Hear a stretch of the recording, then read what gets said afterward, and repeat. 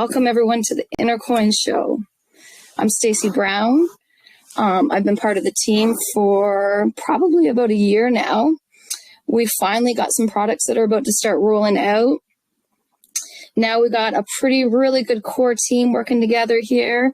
So it's my job to build the community. So this is what we're about to do. I'm just going to briefly just introduce Intercoin a little bit as a tech company, kind of like what we do. We specialize in building decentralized products for communities. Greg's done this with his previous company for over a decade before, more in the Web 2 space or Web 3 space now. We're, bringing in tokens, we're bringing in NFTs, we're bringing in all the extra stuff. Kind of the way we're different than a lot of other crypto projects is we cater to like absolutely every type of community, not just like crypto, Web3 and that. Yeah, that might be our focus, but we want to cater to absolutely everybody. Every week we do this show. It's here on Telegram. Hopefully we can move this to Twitter. I'm going to say that today because Greg's not here. But hopefully eventually we can move this to Twitter because that's where the real party is. Every week we highlight guests. We usually have 2 guests on the show. We try to keep them to be like kind of similar topics, whether it be Web3 or whatever. We give them a voice. It kind of gives us a little idea of what we need to build to kind of help, communities grow. We're all about collaboration ourselves. So it's just nice bringing people on. We learn from them. They learn from us. We're gearing up right now to serve all types of communities. Like we're going to be bringing on influencers, building stuff for them, charities, celebrities, schools, cities, sports clubs, all different types of people in the industry we want to serve. Many more too that I didn't list off, I'm sure. Our first product will be launching, I'm going to say within weeks. We have an Intercoin app coming out, and it's just going to kind of show people that what we can build and what we can do for their community. So what it's going to do, it's going to automate a lot of stuff for us. It's going to connect our community. It'll showcase like what we can do for others, basically. Also, we're kind of like in the planning stage for bringing out a product that's going to kind of connect all the like Web3, NFT, crypto community. I'll share a little bit more about that in the next few weeks once we get past the Intercoin app. We also have an NFT remix coming out. It has some pretty cool features that I don't see anyone else using yet. That's something also that I'll bring up in the near future once the Intercoin is apped out. We'll get more onto that kind of stuff. Today, that's enough about Intercoin. So let's move on to our special guests. Today we got 2 special guests. We've got Rich and Tracy. They've been holding it down while I'm over here messing with all the technical stuff that I'm messing up. Maybe today, who should we start with today? Tracy or Jordan? Who wants to go first? Who's feeling it? Jordan's not here. Jordan's not here? Or sorry, Rich. Why am I saying Jordan? Oh my goodness, right. Jordan. I'm thinking of Jordan. You can call me Jordan. It's just going to be a very weird day. Yeah. I would like Tracy to start only because she stepped in while we were having technical. You mean when she saved the day? Yeah. Okay, so Tracy. She did. Hi, Tracy. I was just blabbing. That's all. Tracy, tell us who you are. Give us a little bit of history. Who are you? What did you do before this? Right. So, yes, I'm Tracy Greenan. Technically, I'm a product designer. I started off designing shoes, actually, in Toronto way back in 1991. And that's when I was a student at university. And I decided design is probably the way to go because the shoes I was making, apparently they got so popular. I was told people were stealing them out of the shop windows. So I thought, okay, hey, I think I'm on a good thing here. I'm going to go with this.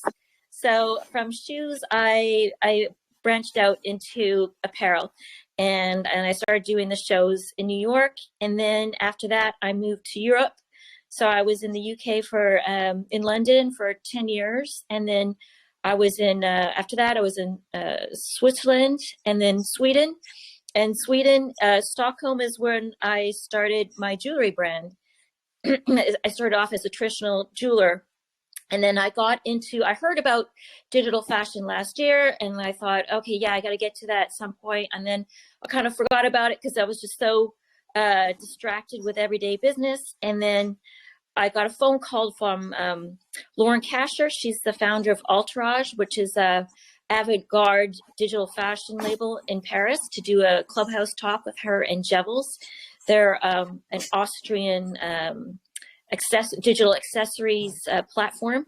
So we did this talk, and I decided, okay, I really need to get into this space. I wasn't really sure what I was doing or how to get into it. And then I attended Decentral in Miami in last December, and that was really the catalyst. I dove in and started collaborating and meeting people, and then that's how things really went crazy for my company, because I think now I spend about 80% of my time metaversing, and then the rest doing traditional jewelry stuff. So it's kind of turned my world upside down, but I'm extremely grateful for the opportunities and the learning curves I've been through. Okay, so like, go ahead. Who's that? Sorry. It's me. It's Michael. That's a great term, metaversing. I like it. I like it a lot. Thank you. So with the digital fashion, sorry? I was just going to say, like, were you into blockchain before you were into blockchain business-wise? Like, were you into Bitcoin? Were you knowledgeable and all that kind of stuff before you got in the Web3 space? Or what order did that happen in? Not at all. I still am basically a traditional investor. I love investing. Just something actually I play around with with my revenue to help keep me going, since I'm self-funded. But yeah, that was something that now I've delved closer into. That my company, we're accepting crypto for payment. Pretty happy about that. And I'm still learning as we're going and watching this volatile activity happening in the crypto space.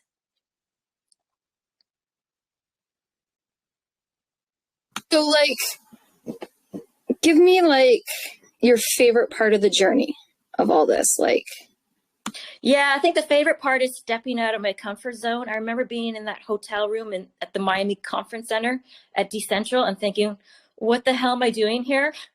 I don't know these people. I don't know anything about digital fashion. I don't know anything about crypto. I don't know anything about NFTs. And I had a list of everything that was going on at the conference. And I just started getting out of my space. I think meeting people in person was the best thing that I ever decided to do, besides just, having video conferences, because it helped make relationships better. And that's where I met, metaverse designers. I met these digital designers. I met the platforms that I should be on. And that was the catalyst to everything. So yeah, getting out of my comfort zone and learning was the best choice. And it's good timing. I'm still, learning as I go. I still feel like I'm very web wine at times. So yeah, just taking it day by day, and super grateful for the opportunities and that have come from it, and then the collaborations that are happening, and just the learning curves and the exposure to new audiences that I would never have if I had stayed in the traditional space.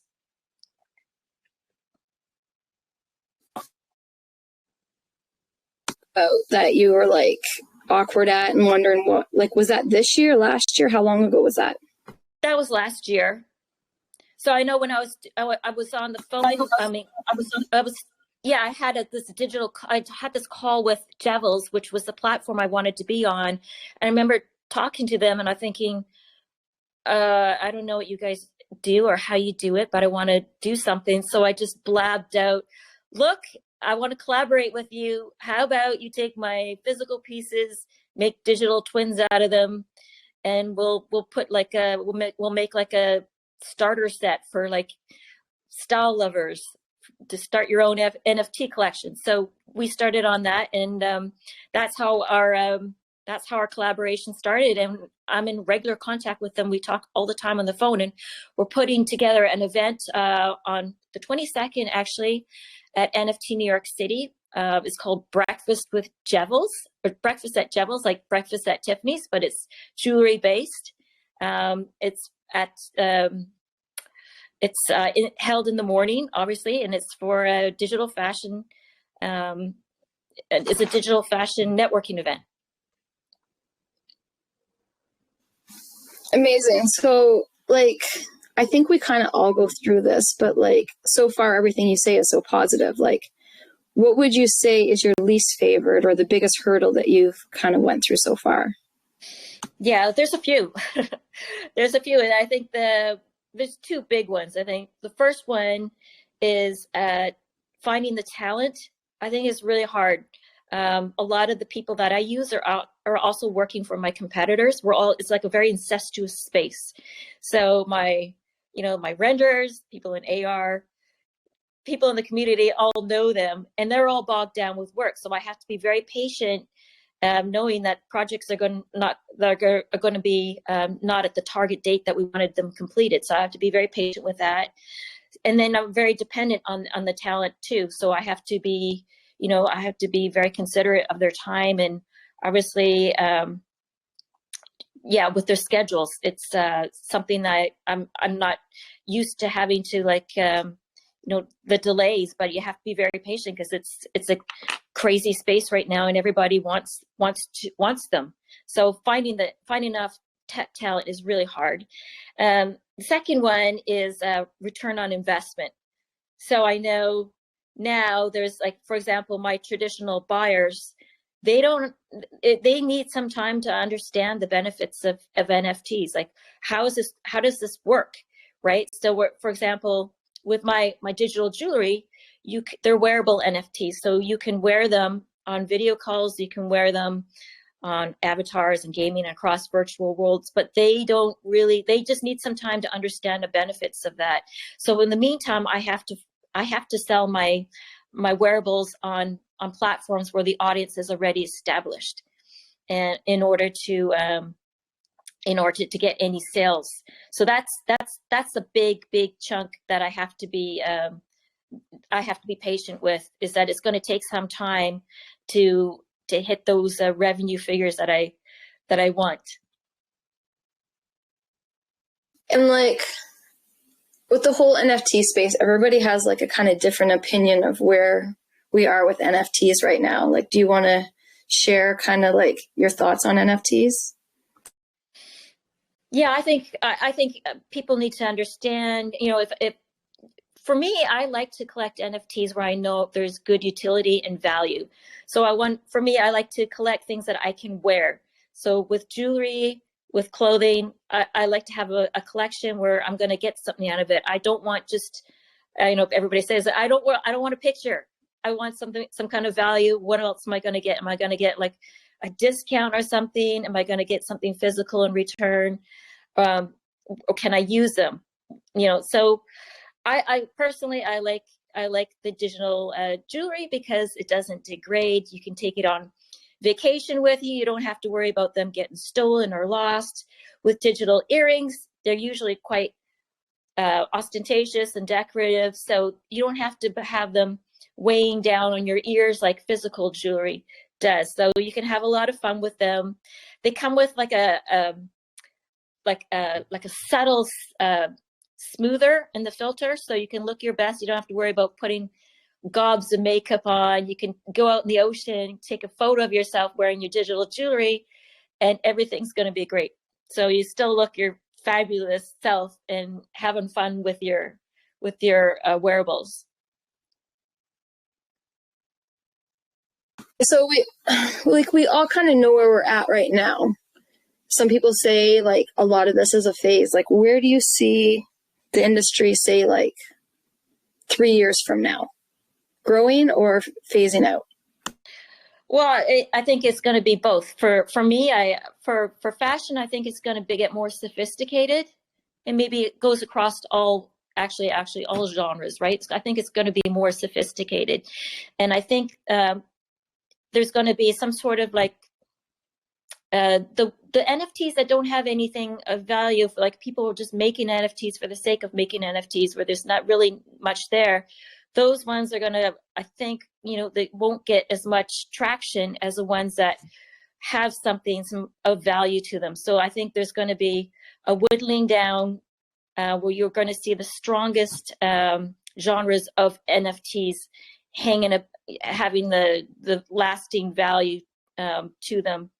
And also, I think, as with avatars, I think there's going to be more just like with the NFTs that are wearables, there's going to be more sophistication to them.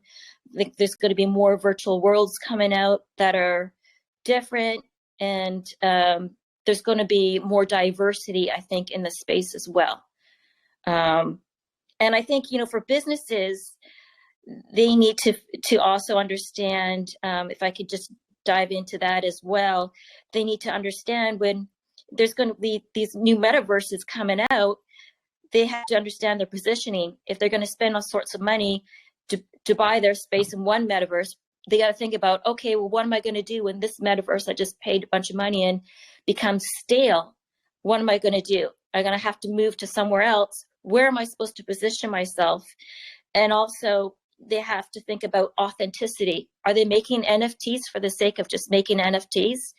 They need to know, how is that going to resonate with their customer? Are you making your own cryptocurrency just for the sake of doing it so you can tell people? Is that really what your customers want? And then if you're like some sort of brand where you're a high fashion brand, that's something that's, for example, something very sensual brand is having a cartoony avatar. Is that relatable to what your brand speaks of? So there's different plays here that brands need to consider when they're getting in the space.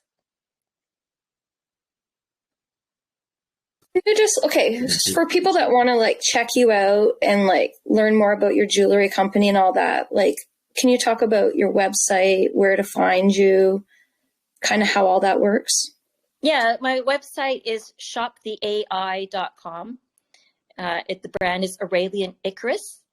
And when you get on the landing page, you can see my digital jewelry on there, and then as well as my physical pieces as well. Shoptheai.com. Nice. I think Rich wanted to say something. I was just about to say that I couldn't agree with you more on how brands approach Web3. You were so right there. And I'm spending a lot of my time educating people on why you even here. Do you know why you're here? Do you know why we're having a chat? Do you know what your customers want? Have you gone back to a customer documentation that did an analysis of your demographics and analyzed that to find out, do these people still tick the same way? Or do you just think, shit, we'll just jump on the bandwagon and create? If you do that, you will fail and you'll make a huge stink in the process, which will then affect your brand going forward. So brands need to be super careful. And you're so right. Yeah. I'm probably a bit more brutal than you are. You were very you were very politically correct by the way you assessed that. Well done. Well done. Thank you, Rich. No, what both you guys said is so true. And some people are afraid to say it. So I always have to ask. Well, for example, if you're like a drugstore or a chemist, as Rich would say, do you really need to start making bandage NFTs? Is that something that's going to speak to your customers? No. However, though, if they targeted the millennials by saying to them, you could claim a POAP if you came in and got your annual flu check, you could get this POAP, which would eventually give you a discount off in some shop for something. That could be a way to leverage it, Yes. Using Web3 for kind of that. It's the intelligence of how you leverage, who you target, and how you get what you want out of them, and how you give them something back as well that's valuable to them, not just some shit they've got on their phone for the sake of having it. Exactly. Well said. And I think like you said, it's the approach and the strategy, how they use it to have that authenticity. Agreed. For both of you, can you talk about the timing? Because I always say, and people way smarter than me have said that, like Web3, if you look at Web 1 and Web 2 and what happened, there's going to be a crash and everything's going to burn. And then the really great companies and the companies that are doing it right are going to survive and flourish. So can you guys talk about the timing? Like, where do you see, when is this chemist, this drugstore going to use the metaverse? When is, the mom and pop restaurant, or even, when is this going to be like, just common? Everyone's going to be doing. So if I may interject, it varies. It varies depending on what country you're in. It depends on what industry we're talking about. It depends on a lot of it. I've been at the forefront of digital marketing for the best part of 17 plus years. I joined companies where a website wasn't even a big deal. They were like, no, you need to get the sales brochure, that 400-page book over there. That needs to look tight. And I was like, no, fuck that. You need a website. It's got to look good online, okay? And then there's this thing behind the scenes, guys, called Google, and they actually tell people whether you're good or not. They were like, nah, for years. Then I got bored of that one and said, fuck it. Okay, I can't be bothered, guys. Let me just tell you about social media instead. By the way, it's not just for pictures of women with really beautiful nails and cats. It's actually an entire way to communicate with an audience that you've not yet tapped into. People sat at home might see your brand while they're sat there on the sofa. Wouldn't that be good for you? Because haven't you just paid like £2,000 to be in an A4 publication, just have a pitch there in case someone might read that? I spent years teaching them about that, and it burnt me out. That was in Web 2. The majority of the world are 5 to 10 years away from global recognition, let alone adoption. We will see pockets of the world evolve faster, primarily, weirdly, in lower economically supported regions. The Asian markets right now are coming out. If anyone saw what happened in the kind of Axie wave of last year, we saw people in the Philippines changing their entire life by being able to play a P2E game. When that kind of spread, that has caused a knock-on effect. People in Africa who might not have a house or an ability to get banked, they sure as hell weirdly have a phone and 4G connection, so they can actually be banked for the first time ever. So I think we're going to see it in more economically deprived pockets of the world, and the West will come in. I mean, right now, the US is kind of doing really well, but in the UK, if I look at the statistics on how much of the UK is woke to Web3, fuck, there's like no one. It's just like me and my weird friend who lives down the road that we chat on Telegram. Like, it seems like no one's going to get this. And I'm there trying to tell everyone about it, because for me, for my children, for my family, I believe that this is the next epoch of utilization of the internet. This isn't just some fad like people fucking said skateboards were back in the 60s. This is the utilization of technology to enhance security, immutable proven records, to be able to take back our data. We've been so lazy for years with data, like Facebook. Like, we just thought, oh, brilliant, we've got this great platform, we can just talk to people. Well, if you're not paying for the service, you're the thing that's you're paid, basically. Your data, that's the thing that is funding someone else. And we went for years without that. I think when we see decentralized social medias evolve and people being more confident coming over to that because it's maybe a kinder environment or it's their ownership of their data and they recognize that, maybe we'll see more adoption. Sorry, that's an incredibly long-winded answer. I'm so sorry. Sounded great. Sounded great. Sorry, Tracy, did you just want to speak a little bit about being on the advisory board for the Metaverse Fashion Council? Yeah, right. So I'm advisor to the board at the Metaverse Fashion Council, which is a DAO composed of a wide spectrum of talents across the metaverse space.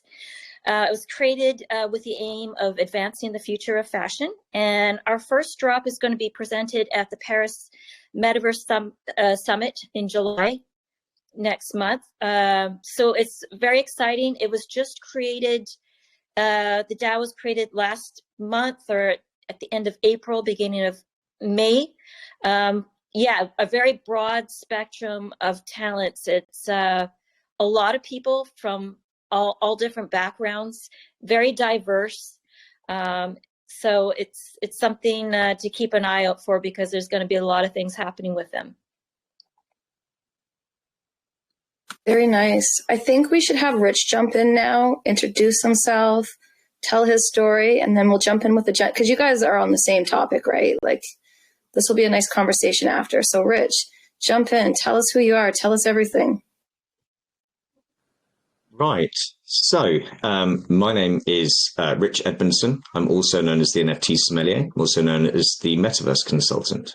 I am a recovering alcoholic and ex-cocaine specialist. I spent a long time working in the corporate bullshit world, where I was climbing up very slippery ladders and going nowhere fast. And I was dealing with people who didn't take me seriously for my creativity. During all that, I developed quite a heavy enjoyment level, let's say, of what I was doing in life. When I sobered up and realized that I wanted to be around longer, I basically just accumulated knowledge. I started watching crypto. Weirdly, actually, when Trump stopped being president, TV got really boring. I was kind of locked into watching that whole shit show that was going on, thinking, oh my God, this is crazy. And then when he stopped, TV got really boring. So I actually started focusing really heavily on crypto at that point. And then decided at the start of 2021 that I was going to jump into it hands and feet. I was about to hit 1,000 days of sobriety, so I decided to buy some Ethereum to celebrate. And at the same time realized I had a load of wine I had to get rid of. So I decided I was going to sell wine as NFTs. I was going to create art. And actually my first ever NFT, which is still there, if it gets bought, is me smashing a bottle of wine. That was my celebration of my sobriety on the 1,000th day, me smashing a bottle of wine. And then I realized, shit, this bottle of wine costs like £300. I shouldn't be smashing them. I should just be selling them. And thus the NFT sommelier was born overnight. And I created a consultancy company at the same time, primarily because I knew the word metaverse and the concept of the metaverse was going to be, as I said, the epoch of the next utilization of the internet. So I thought, well, what better way to slip it into the title of your company so people actually start recognizing it? I swiftly found a company called Viv Technology who did fine wine trading on the blockchain. And they had a fantastic business model, but rather boring art. So I said to them, I could do it better, so let me have a go. They took me on as a creative director, and whilst I was with them, I was fortunate enough to be able to create the Bored Wine Company because they purchased an ape in the organization, and I suddenly had IP rights to play with. I'm going to say this because people could challenge me. I don't know if I'm being right or not, but I was the first person to utilize IP access and IP rights to be able to build out an entire registered company from a Bored Ape. And that was the Bored Wine Company, where people could approach me with their ape. I'd create some sexy bottles of wine for them that would store in a cellar in London and send some to their homes to share with their friends. And it was fantastic, very fun, wonderful. The problem is everyone keeps coming to a recovering alcoholic to ask them questions about wine. So the wine world got a little bit boring for me. And I thought, oh, I just need to make a jump and do it for myself. And I want to have conversations with more people and work for loads of different brands and loads of different industries. And that's when I started really just chatting to more people at the start of this year. I've had more important conversations with people that I never thought I'd ever get a chat with this year than I've ever had in my life. And it's because I finally found my voice. And it's not me going out there and creating really intelligent posts on LinkedIn with this type of video format and that. It's my fucking honesty. It's me being me. It's me being some British weed smoking guy in a Hawaiian shirt who tells people that their project is a load of shit. But I then help them sort it out. And then they realize that I wasn't being a dick. I was trying to be as helpful as possible. I feel like Tootles in the film Hook. I finally found my marbles. Like for years, I was lost. I didn't know where I want to be or what I want to be. And Web3 is just one of the most wonderful places I have ever worked and ever spent time in. And I love it. That's me. Okay, so like I see you all over social media and like you have a big community, right? How did you build your community? Like, was it just passion or do you have a strategy? Like, can you speak on that a little bit? I have no personal strategy for me. For my clients, it would be guys, tell me as much you can about your brand as possible. Throw me some sexy stills and I'll make some really cool stuff. For me, it's honesty, transparency, just being there to chat to people, helping as many people as I can, accepting messages, replying to messages. I apologize to people if I didn't reply to them in 24 hours saying, so sorry for the delay in responding to you. And they're like, dude, don't worry about it. It's fine. And I'm like, no, it matters. And I think the approach matters. I also don't care if people like me or not. I'm not here to make friends. I'm here to make connections and to help people as much as I can. If they don't like me and I'm offering them help, then that's more folly to them. And your favorite part of the journey? My favorite part of the journey. I emotionally wept when I bought my Bored Ape. I sat here actually in this seat and I clicked it and I just sat back and I put my hands up and then it all of a sudden on OpenSea when it goes, and it's like I wept. Like I just exploded because I realized that I'd achieved something in my life apart from my daughter, which is the absolute epoch of like that is the top level of my achievements. This was like second to that. I was like, shit, this feels better than when I bought a house. Like, this is sick. And since that, I mean, I'll just hold it up because I'm a weirdo. I mean, I put my ape on some slippers. I mean, I'm very fanatical about the Bored Apes. I am going to take a car that I've got in the garage that I'm not using, and I'm going to wrap it, and I'm going to auction that soon for hopefully large quantities of money and give most of that away if I can. Yeah, I would say becoming a member of the Bored Apes, but I would say now that actually the community, it can be a bit toxic. The whole NFT space can be a bit toxic, but I still love the fact that I'm an ape owner. And also, when I bought my daughter a superlative ape, which is a derivative of a Bored Ape, and she mutated a mutant from that contract, she did it herself. I showed her how to click and all the things. And we sat together. And again, I cried. I'm such a soppy fuck. I cried when she was doing that because I was like, oh my God, my daughter just minted something. Like, she's 4 years old. This is so fucking cool. Like, oh my God. So those two things, I would say, yeah. Okay, how long have you had a Bored Ape? Like, how? I bought my ape August the 5th last year, and I spent 16 Ethereum on it. And it was all of my savings that I'd saved up from not drinking and not going out and enjoying things that went up my nose. And I decided to put it to use for the first time and invest my money rather than just pissing out the wall. Oh, I love your story, man. That's Rich, awesome. Can I ask you a question about that? What's the Yes, my what's love. the value? How does the value? How is the value of that increased? So I spent 16 Ethereum on it. If we were to look at what the floor is today of a cowboy hat ape, it's probably circa 100 ETH. So wow, it's amazing. I would say it's not a bad, but I don't see it as, I spent 4,500 USDT the other day on an NFT, and then the floor went up to 16 ETH and everyone was like, wow, you must be ecstatic. And I was like, no, it doesn't fucking matter to me. That was a purchase. It's like saying I bought a house. The next day it's like, wow, your house is worth 10 grand more. Is that cool? It's like, it doesn't matter. I'm going to live here 10 years. I don't care what it's worth now. It's what it's worth then, like in the future, if you sell it, not when, if. And that's how NFTs should be treated. That's how I've taught my daughter about NFTs. I was like, dude, you're going to own all this shit in the future. Like, you have to figure this out. I've shown her how to use a ledger and all that. I know this probably wasted on her at the age of 4, but I said, you've got to figure this out in the future. Do you want to keep this thing forever, or do you want to give it up and let someone else have it and borrow it forever? You know, teaching it at a child level because I want to educate her so she can educate her friends. Cool. You kind of shared a bit where you thought the space was going to be in 3 years. Like, is there anything else you want to add to that? The thing that's missing from the space is education. the reason why we are stuck, the reason why there's not enough people talking about it and enough people taking it up and trying things is because of education.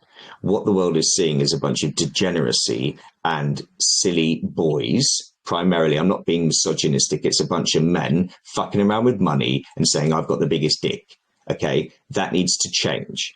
The NFT game, the crypto game, the trading game all needs to change, and education needs to be pumped into the industry. And we need to start creating educational packages for people to be able to sit there and watch on YouTube. People sit there and digest so much content per day on YouTube of trivial shit. Johnny Depp and Amber Heard is a fucking perfect example of that. You couldn't escape that for weeks, months, okay? But what if there was something about the blockchain that was that compelling? Like, it hasn't been made yet because no one's bothered to do it. The people who figure that out are absolutely going to slay it. That's what I would like to see. That's where I'm hoping evolution will take us in terms of this, in terms of the alpha people in the space, teaching and training the next waves. That's a really Please, everyone jump in, ask some questions. I'm like hijacking this. Michael, I know you got some.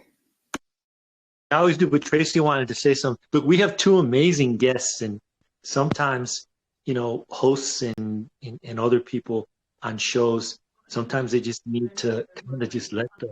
I learned at the beginning when we were having technical difficulties that basically Tracy and Rich can have an amazing conversation just among themselves. So I kind of want to let them roll,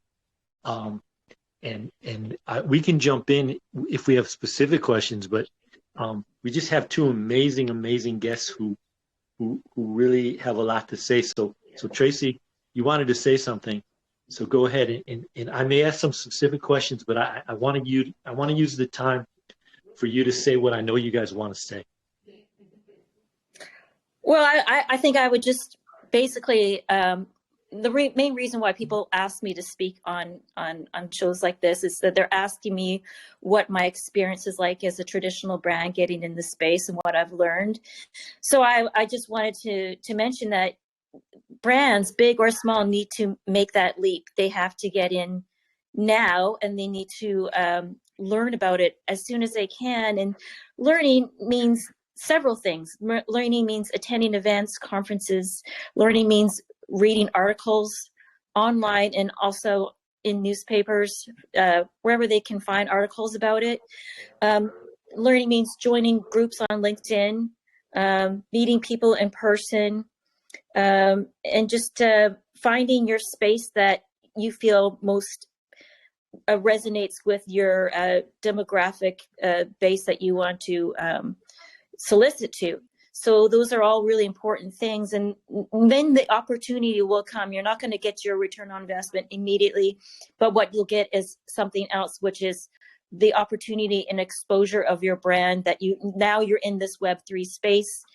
Like for me, the biggest opportunity so far has been invited to do Digital Fashion Week New York, Brooklyn Fashion Week, and meeting people there. And then the people that I would meet there would invite me or tell me about something else in this space I didn't know about, and that would be more opportunity. Like, for example, through that, I found out I applied for something, and now I'm doing New York Fashion Week in September. So I wouldn't have had the opportunity to be selected for New York Fashion Week had I not been in the Web3 space. And funny enough, New York Fashion Week it's a physical fashion, but it came because of my placement in Web3, that opportunity. So it's very interesting how the ride goes, and the importance of just being open and meeting people is so important.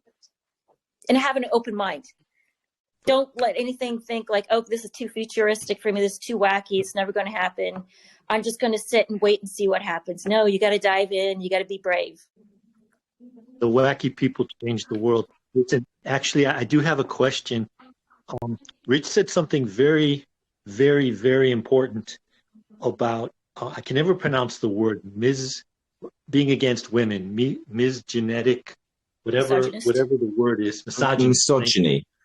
So as a woman, Tracy, who's in this field, what are your thoughts? Let me just make it an open question. I won't cross-examine you. What are your thoughts on that? No, I'm fine. I do feel like when I'm looking through my contacts list, it's about 85% men. So we definitely need to get more women in the space.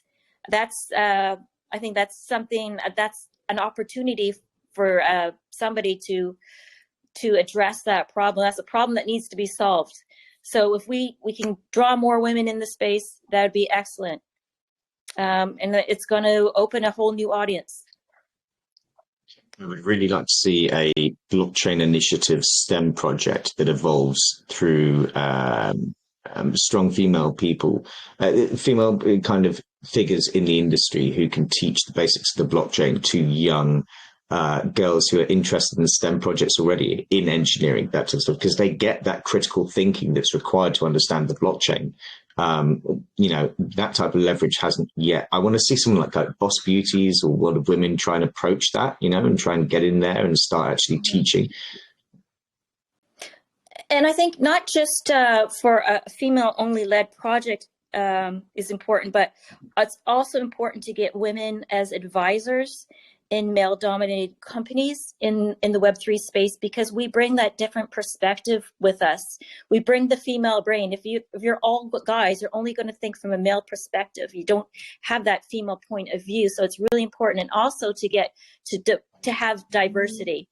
Like for me, I'm British Asian, so I have the perspective of my mother, who's a immigrant from the Philippines, and it brings my upraising was very different from other Canadians that I grew up with. So maybe that, I know that has an effect on how I think in business and my perspectives.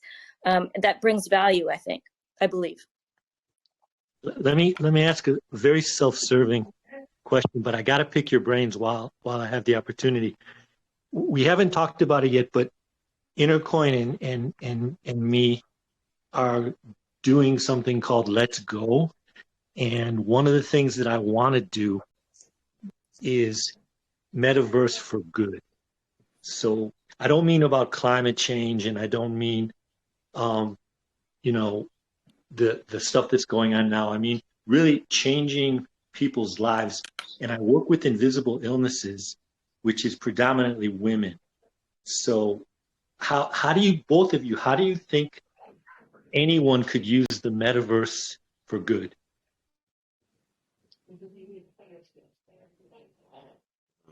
Tracy, would you like to? Well, I'm happy to jump in. I don't want to monopolize. I just wanted to let you say. No, actually, that is something that I'm looking for when I go to NFT New York City. I'm going to go there on behalf of a friend, and I'm going to look at NGOs in the space for him. He sadly lost his son to a heart attack. He was a couple months ago. He was only 19. So we're trying to find somewhere an NGO space that would maybe be helpful for something like that. Yeah, I remember having a discussion about, back when I created the Board Wine Company, a girl who's quite opinionated and from very old money said to me, I don't understand why you're doing all this. This is nonsense. Who's going to want to go and sit there with some goggles on and actually playing some fucking game? No one's going to ever do this. And I said, well, what if you're in a wheelchair? What if you're in a wheelchair and you used to be a rock climber? And you really loved going to Switzerland and climbing that favorite face of that rock that you always did, but you failed at one time and you can't climb anymore. Well, what if you could put on a hat suit, and what if you could put on goggles and go back to that rock and finally get to that apex and achieve that? Like, giving people that opportunity. We talk about the metaverse in kind of this. I think sometimes when people visualize metaverse, when the word is said, they visualize a city.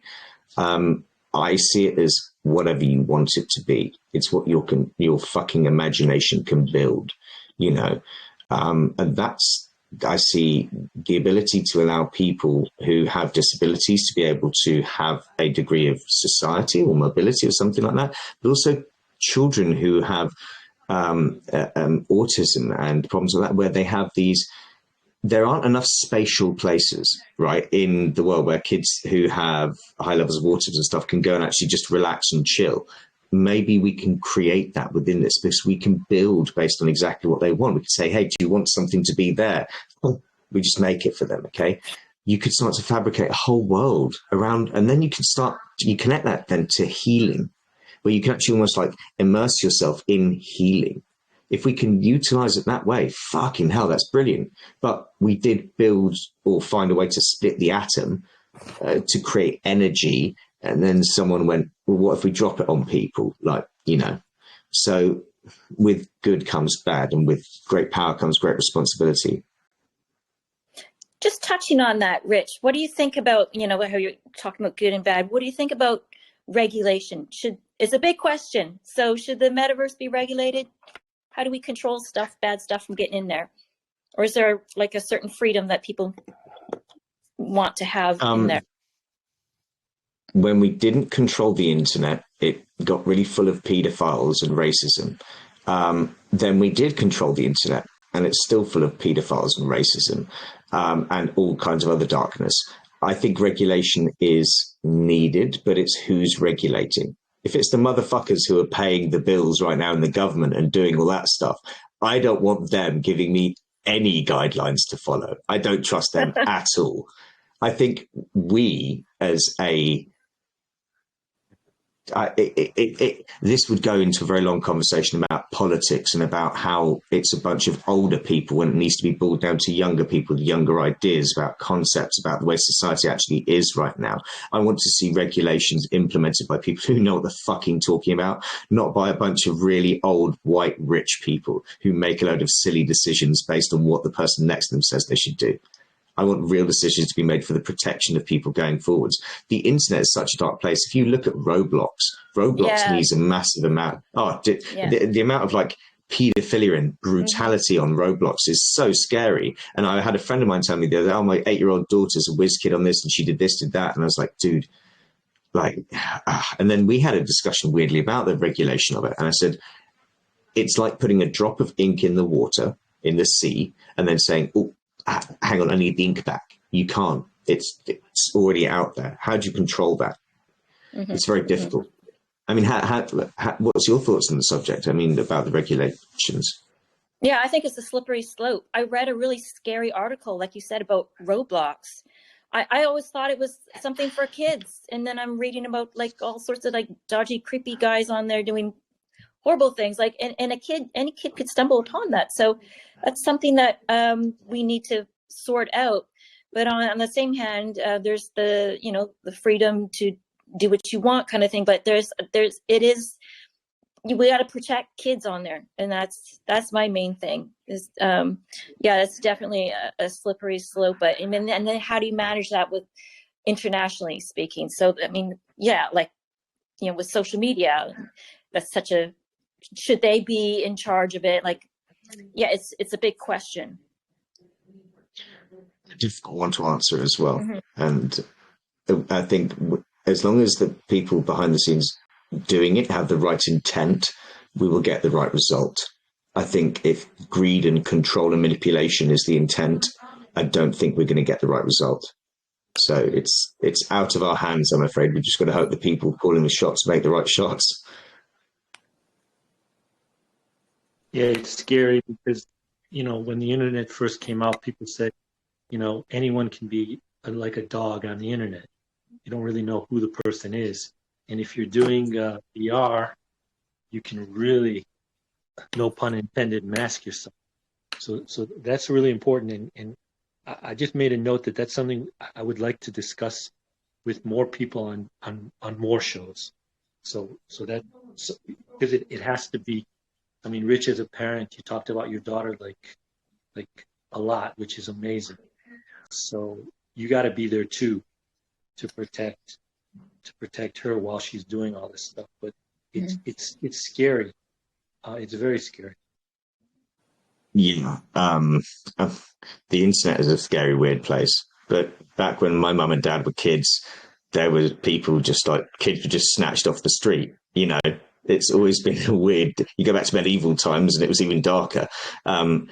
It's about what you do with your children. It's about how you guide them, how you show them the things they should be doing, should be not doing, the things they should pay attention to, the people they shouldn't hang out with. Mm-hmm. When I was teaching my 3-year-old niece today that she said, "Why do police exist?" And I said, "To stop baddies from doing bad shit, dude." And she went, "I don't like baddies." And I went, "Well, just remember this. If you know a friend who's a baddie and you think they're a baddie, don't hang out with them.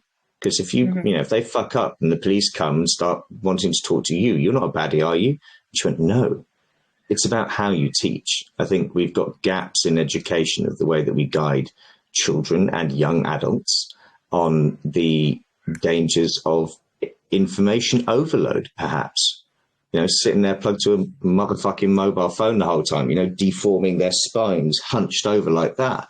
I'm as bad as those kids, but it's like the education aspect of saying there's more than that. And you don't need to be trapped in these little kind of echo chamber loops. Get out, go and hug a tree and do something, take your shoes off and run on the grass, motherfucker. It's not going to kill you. Outside and play. I mean, that's how I grew up. Exactly. Yeah. So Tracy, Rich, you have yes. How many spliffs have you had? Because I see like the smoke has been like swirling around you for like the entire time of the show. I've controlled myself. I mean, and it's a herbal cigarette. Come on, we're being professional here. It's a herbal cigarette. Okay. That did start out about that long at the start of our conversation. It's about here. I've been quite controlled. I've been so engrossed in conversation that I've not wanted to pick up the joint just to have a toke. So the herbal cigarette. Forgive me. I stand corrected. To have some medicine. Yes. But thank you for acknowledging. Sorry, Michael. Were you going to say something? Did you go over all the? Sorry, Rich. Did you go over all the projects that you're involved in? I will do that because I've realized the time as well. I'm going to get my daughter suddenly telling me that I'm in trouble. I am the marketing advisor at Jurassic Punks. I'm the chief commercial officer with Zone 6 Games. I am working for the Rose Knight Foundation, Tomorrow's World NFT, which is another charity, and the Better Days Foundation. I'm also helping an abundance of projects that I'm in slightly NDA terms with, so I can't talk about that. I'm doing lots of things. I've actually taken on too many people, a bit too busy, but I'm having so much fun. I don't want to stop.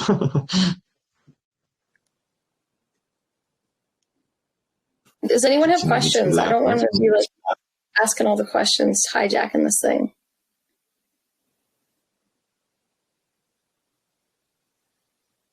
Tracy, did you get to share everything that you wanted to speak about? I just wanted to add that I'm also the fashion industry advisor to Tailor. So I know Jordan couldn't come today, but Tailor is a platform where you can buy and sell wearables for gaming. It's a very exciting platform. I think people need to check it out, Tailor. And they have fully interoperable wearables that grants users or gamers true ownership of the items they purchase. Nice. Actually, Jordan's going to be on with us another time sharing as well. So thanks for bringing that up. Yeah, great. Yeah. Cool. Stacy, how much more time do we have? However much time the guests have. Yes. I hate to be so rude, but I'm going to have to love you and leave you because I have to get a child. I have to figure out how much food is on my child, then cleanse the child, and then get the child to bed. So I'm going to have to wrap things up here. But I've had so much fun. Trace, just hanging out with you and chatting has been fucking brilliant. Yeah, it's been brilliant. Thank you so much, Rich. I have to go to my child as well. He's running around wild in the house. During all the Zooms on COVID, I kind of got a spidey sense of knowing when people want to wrap things up. That's why I said what I said. I just want to end with just something. This was probably my favorite. I shouldn't say this. I should say, this was one of my favorite shows because it was, we covered so many great issues. I do not want to let two things slide, though. I think I made notes that for the future, we're going to talk about protecting children and also about getting more women involved in, I'm just thinking out loud, how Intercoin could, because Stacy's here. Like you said, you got to get women involved. So I'm going to think about it, brainstorm on my whiteboard, and we'll see how that goes. So look, thank both of you. And thank you, Tracy, for stepping in when we had our technical difficulties in, hosting Good Morning Intercoin. That was pretty cool. It was fun. Thank you so much. Thank you for having us. Thank you very much, everyone. Lovely Thank speaking to you. you. Thanks for being our guest. Actually, next week, as for what Michael said, our topic is women in blockchain because both of our guests are women in blockchain. So that will be fun. Cool. Excellent. I want to thank everyone for coming, everyone for listening, questions, all that. I've got a question for Rich, actually. Yeah, jump in. Yes, mate. Hey, so you were talking about educating younger people into the Web3 space. This upcoming fall semester, I'm going to be visiting several colleges and talking to their crypto clubs. Cool. Would you have any advice of things that I should, talk to them, or like what having taught people about introducing people to this world before, what would you recommend? Reach out to me, connect with me on LinkedIn, and let's get half an hour in the calendar so you and I can chat, because I taught all the kids' parents at my daughter's school about crypto in a 5-week course, going from what the fuck is Web3 and NFTs all the way to how the Metaverse is going to be used for the office in the future. So I could give you access to that information that could help you to be able to best pitch questions to them and ask them some questions. And also it gives you the information to feed them the information too. So if that helps, I'm more than happy to spend that time with you, dude. Yeah, that would be incredible. Thank you so much. No worries, mate. Happy to do it.